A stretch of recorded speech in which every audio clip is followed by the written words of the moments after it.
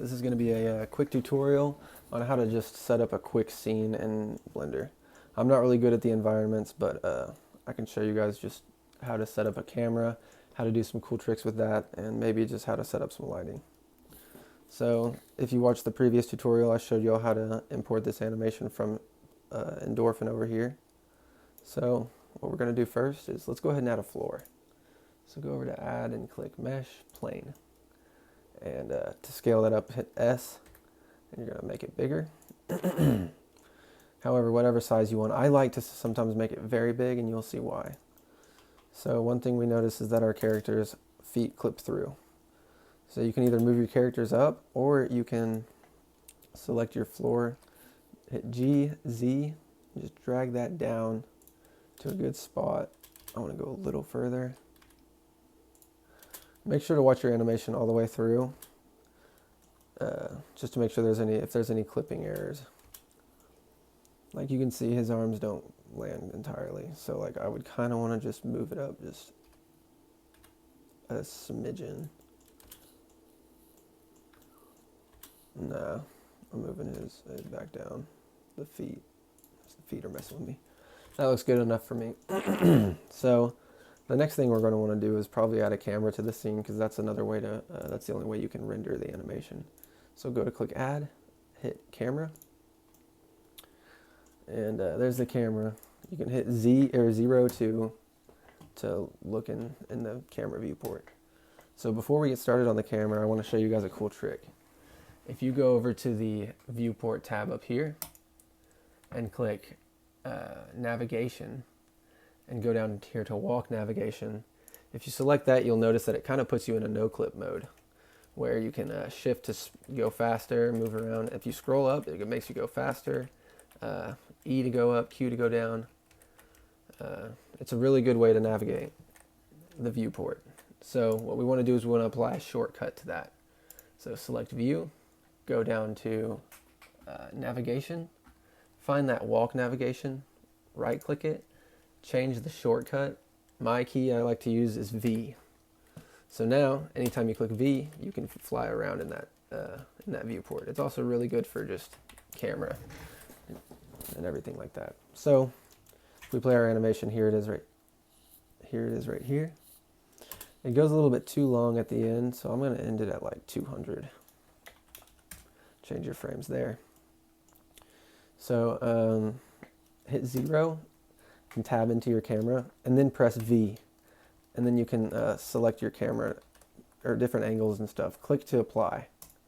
So when you're happy with that, you can change your viewport, and you can either render still images like that, like this, or like so, or you can animate the camera. And one really cool way to do that is so get your camera in a good angle that you want. I'm going to just go ahead and push it right here. You can zoom in and out.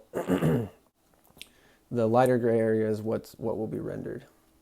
So one cool thing we can do is make sure your camera is selected and your frame is at 0.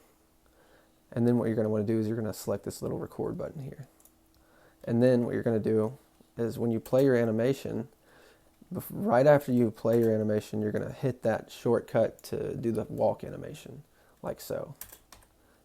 See, when you do that, you're recording all your motions now. And if you can see, if you keep going, if you don't click before the render ends, it gets really glitchy.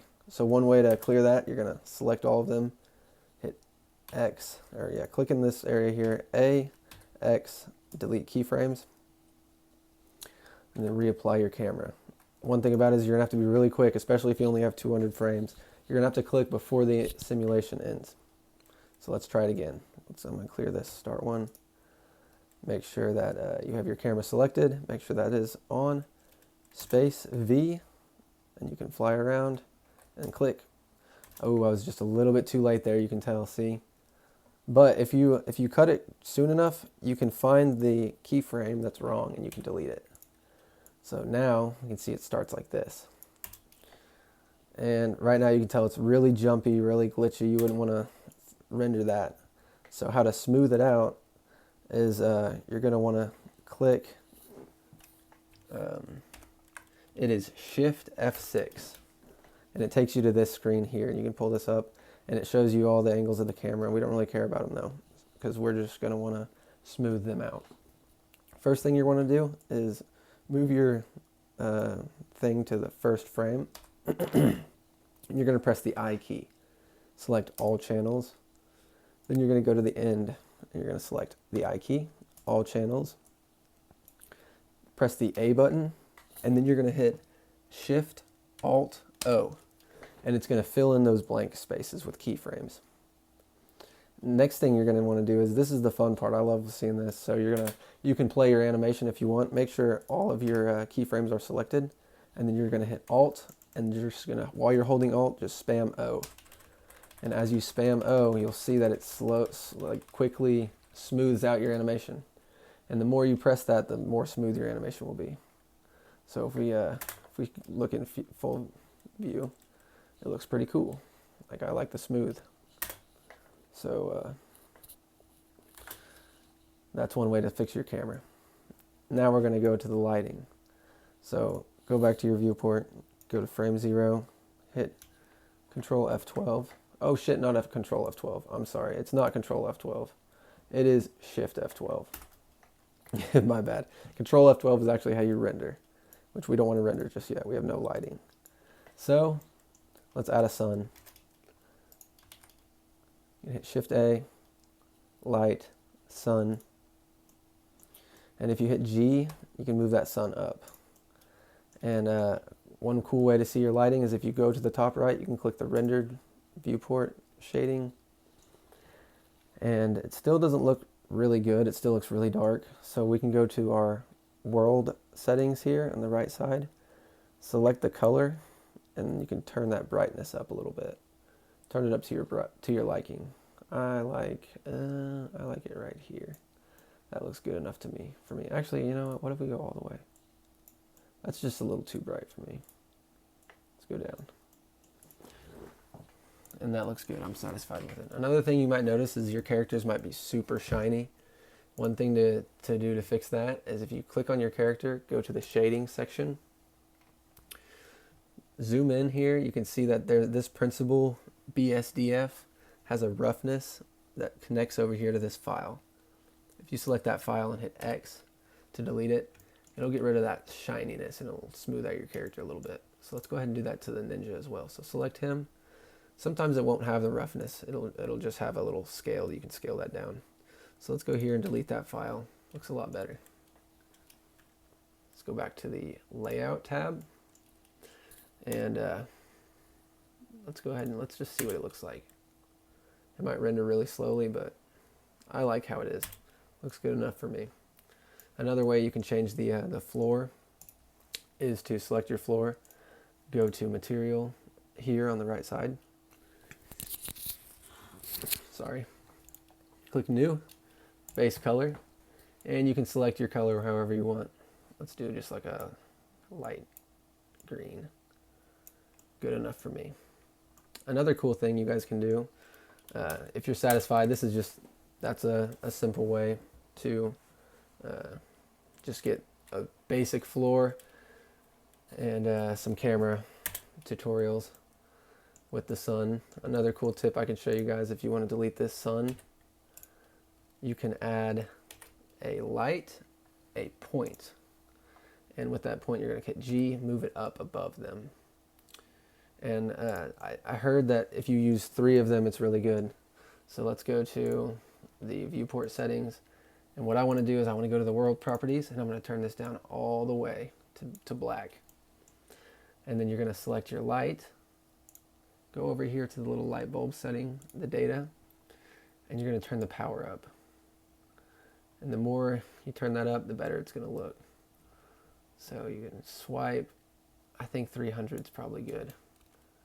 Actually, I want 500. I'm going to type 500. That's really good. You can angle that, and then you're going to hit Control C, Control V to paste another one. Hit G to move that one over here.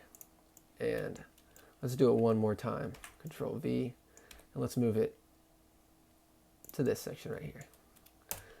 And now that's a really cool way to get other lighting, like yeah, I just think that's a way to make it look cool as well. Simplistic, and it gets good lighting. Now before we render this, if you're satisfied with everything, make sure the frame rate is at 60. Your end frame can be whatever you want it to be. Select your output tab here. I'm just going to select desktop so it exports straight to the desktop. We're going to render this in EV as well. So change your file format to a FFmpeg video. Color management, oh, not color management, sorry, encoding here. You're going to change this encoding to an MPEG 4. And then you're going to go over to the render tab. You can select ambient occlusion if you want to add some, it all depends on how much you want your computer to work, how hard you want your computer to work. So I'm going to select that. My computer can render EV pretty quick, so I'm just going to select a few things. I'm going to select ambient occlusion, subsurface scattering, I'm going to turn that up to 15. Screen space reflections, I'm going to select that.